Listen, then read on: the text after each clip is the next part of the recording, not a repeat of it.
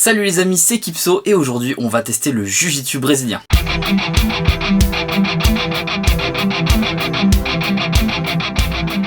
Salut Francky, alors on est à quel club aujourd'hui? Alors on est chez Aranha 38, qui se trouve à Saint-Martin-d'Air. On pratique le jiu-jitsu brésilien du lundi au vendredi, à partir de 18h jusqu'à 21h. Le samedi matin, donc de 9h20 jusqu'à midi. 2, 3, 4. Ok, on pose. Ça va? Ah non. Allez, on inspire, on souffle. Encore une fois, on inspire, on souffle. Allez, c'est pour vous. Allez, vous allez avoir des abdos en péton. Allez. Est-ce que tu peux nous raconter un petit peu ton parcours? J'ai commencé en 1999, je faisais du sambo. Au bout d'un an, j'ai le prof qui m'a sollicité pour faire du jiu-jitsu brésilien. Du coup, j'ai commencé à faire les deux en même temps. Ça me faisait 12 heures de sport par semaine. J'ai arrêté le sambo pour faire uniquement du jiu-jitsu. Au bout de 3 semaines de jiu-jitsu, donc entre le sambo et le jiu-jitsu, il y avait les internationaux. J'ai voulu essayer et je perds en finale. Après, en ceinture bleue, j'ai fait les compétitions en France, plus les européens. Aux Europes, j'ai gagné, j'ai fait champion d'Europe, 2 reprises en ceinture bleue, en violette, en marron. Et après, on va dire mon petit handicap de l'AVC que j'ai eu à cause du vaccin. J'ai pas pu faire de championnat avant il y a 3 ans en arrière. J'ai voulu essayer pour me remettre un peu dans le bain, voir les copains et tout. J'étais vraiment pas prêt, mais le fait de monter sur le tatami, parce que j'avais fait mon AVC à l'entraînement sur un tatami, maintenant je vais attaquer les compétitions réellement. La compétition, ce sera une victoire la prochaine fois. Exactement. Et tu enseignes depuis combien de temps? Réellement à partir de 2013. Moi je suis venu, j'ai attrapé comme ceci, tac, d'accord, j'ai marqué mes 4 points. Maintenant je vais chercher une finalisation. Je vais venir ici, là. Si jamais il rentre son menton, c'est le pouce qui va rentrer. Automatiquement, je fais glisser ici, ce que moi j'appelle le serpent. J'arrive ici, tac, une fois que c'est bon, je vais lâcher son bras pour pouvoir venir chercher ici son revers de pantalon. Et ensuite, je vais venir là, d'accord? Je vais mettre mon pied là. Et ensuite, je pars. Ça veut dire que quand je suis ici, il va vouloir résister. C'est fini. Qui est le créateur de cet art martial? Au départ, on a le grand maître Elio Gracie qui est allé faire un stage au Japon. Et il a créé ses propres techniques par le biais du jiu-jitsu japonais. Et il y a eu des combats, on va dire le MMA. Ils se sont rendus compte que le jiu-jitsu battait les boxeurs, ceux qui faisaient du taekwondo, tout art martiaux. Le fondateur a commencé à créer son groupe avec ses fils. Ses fils ont créé leur propre académie au Brésil, un peu de partout. Il faut être très rusé sur cet art martial. Je vois ça en tant que jeu d'échecs. Je peux gagner et le lendemain, je perds. Parce que il y a quelqu'un qui est arrivé peut-être de Norvège ou n'importe, de Chine ou n'importe. Il a appris une technique que moi je ne connaissais pas. Il me l'a placé et je tape. Même les forts, ils perdent. Les numéros 1, ils perdent aussi. Mais ils se remettent en question et se remettent à travailler pour pouvoir être le top du top. Allez, petit battement, on lâche pas. Allez, c'est tout mou tout ça là.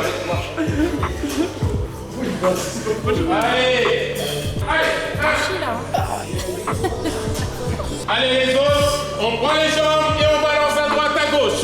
Allez. Voilà, super. Voilà, génial, super. Cohésion d'équipe. Moi j'ai pas rigolé. Ouais, je sais, mais tu rigoles. Du coup, ça veut dire que potentiellement un handicapé peut pratiquer le jiu-jitsu brésilien sans problème. Oui, tout à fait. J'en ai vu un l'année dernière qui n'avait pas le bras, qui a combattu son premier combat et qui l'a gagné. Et deuxième combat, il a combattu avec un de mes élèves, un ado, où il a perdu.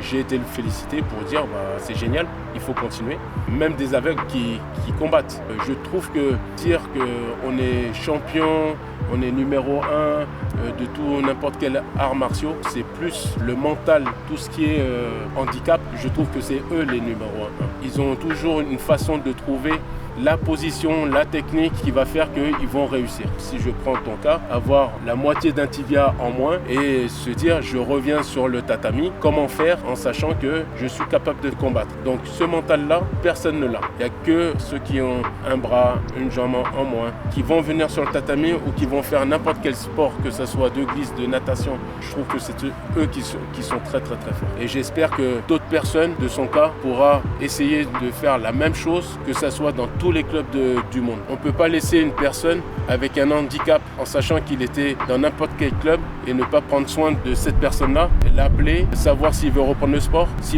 sport, à quel moment il peut reprendre le sport, s'il est motivé, s'il n'est pas motivé, il faut aller le chercher chez lui pour justement lui dire viens, reste pas enfermé parce qu'il y a du potentiel.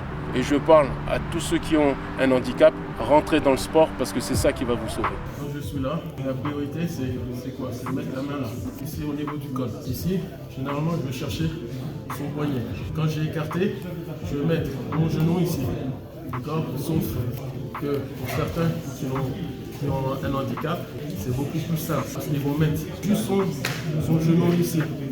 Ça veut dire que si il fait glisser son genou vers l'extérieur, ça va donner ça, ici. Et après, c'est avec l'autre jambe qu'il va pouvoir venir juste s'infurer comme ceci. Et après, pour lui, c'est mettre la main ici, venir tirer ici. Dans ce sport, il y a des grades ou des niveaux avec les ceintures? Alors, quand on démarre le jiu-jitsu brésilien, on a une ceinture blanche avec un morceau de tissu noir. Au fil et à mesure de l'année, on a ce qu'on appelle des grades. On met du sparadrap dessus pour dire que l'adhérent évolue. Arrivé à 4 sparadraps, on a la ceinture supérieure. On passe de la blanche à la bleue. De la bleue, pareil. 4 barrettes, on passe à la violette. 4 barrettes, on a la marron et 4 barrettes, on a la noire. Compétition, c'est quoi à peu près les règles? On démarre debout, comme au judo, et on finit au sol. Par rapport au judo, il y a un temps où il faut se relever. Que nous, on part debout, on amène son adversaire au sol et on contrôle. En contrôlant, on marque 2 points. Après, ça marche par points et après par finalisation. Si je soumets mon adversaire en moins de 5 minutes, parce que les combats c'est 5 minutes, dépend l'âge, 18 ans à 30 ans, c'est adulte. À partir de là, je suis en adulte, je suis en ceinture noire par exemple, ça sera 10 minutes de combat. Et après, ainsi de suite, ça descend. Les masters, à partir de 30 à 50, 60 ans, ça sera 5 minutes de combat. Et après, au bout de 5 minutes, si j'ai gagné au point ou en soumission, on remet les kimonos, l'arbitre il lève la main de l'adversaire qui a gagné et ensuite on sort du tatami. Selon le nombre de personnes, on peut avoir 20 personnes, ça fait quand même à peu près 4 à 5 combats. Et il faut, pendant 5 minutes, c'est carburé. Et niveau équipement, on a besoin de quoi pour s'entraîner? Que d'un gi, dans ce qu'on appelle le kimono. Okay. Kimono, on peut en trouver à partir de 50 € jusqu'à 250 €. J'estime que pour commencer un kimono de jiu-jitsu, 50 €, ça va très très très bien. Et après, venir s'entraîner, suer. Comme moi, le matin, c'est de 9h20 jusqu'à midi. Là, actuellement, ils sont en train de transpirer. Pour aller transpirer avec eux? Exactement.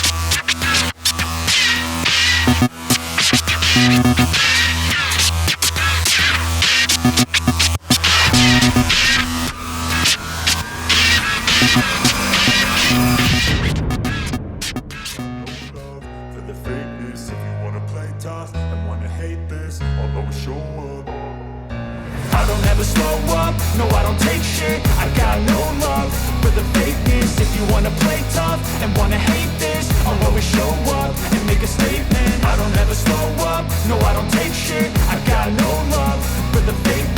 you wanna play tough and wanna hate this, I'll always show up and make a statement. Everything I do so instinctive and so passionate. Every word I move so descriptive like an adjective. I got a vendetta against people who patented being negative when you should be getting after it.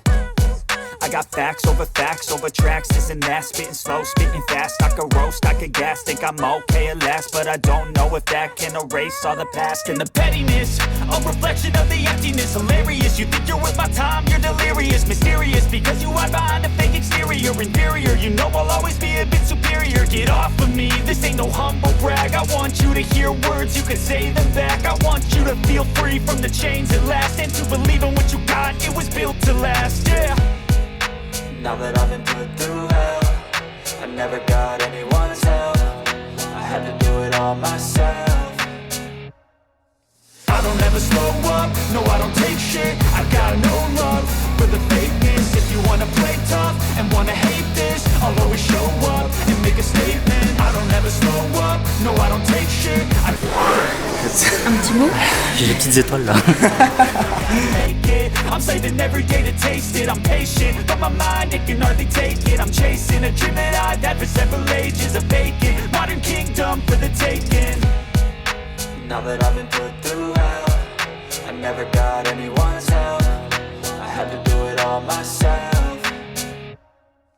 I don't ever slow up, no I don't take shit. I got no love for the fakeness. If you wanna play tough and wanna hate this, I'll always show up and make a statement. I don't ever slow up, no I don't take shit. I got no love for the fakeness. If you wanna play tough and wanna hate this, I'll always show up and make a statement. I don't ever slow up, no I don't take shit. I got no love for the fakeness. If you wanna play tough and wanna hate this, I'll always show up.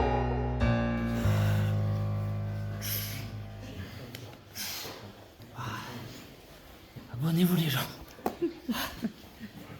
Je viens de rentrer et je vais vous parler un petit peu de mon ressenti et de mon adaptation par rapport à mon handicap. Il n'y a pas de prothèse adaptée à ce sport, du coup on va pratiquer sans. Côté inconvénient, le manque du pied se fait ressentir surtout sur par exemple la position à genoux, la garde elle est moins puissante, les pontages aussi sont plus difficiles et il y a certaines techniques par habitude, par exemple sur des renversements ou des choses comme ça, et ben on est vite dans le vent parce que il manque un petit bout, du coup on se dit ah mince ça passe pas. Côté avantage, eh bien on a l'effet de surprise sur les personnes qui n'ont pas l'habitude de travailler avec des handicapés, en tout cas avec mon type de handicap. Il y a certaines techniques, notamment à partir de la garde, qui sont plus faciles à passer. On peut le voir par exemple quand j'ai fait la technique avec Francky tout à l'heure, que ça passe facilement, le pied il gêne pas du tout. Mon ressenti en globalité c'est que quand on est à genoux, on est handicapé, on n'a pas notre prothèse et tout ça, on n'est pas à hauteur d'homme, du coup on se sent un petit peu amoindri. Mais là, dès que le combat il commence, et ça change tout. En vrai, on se sent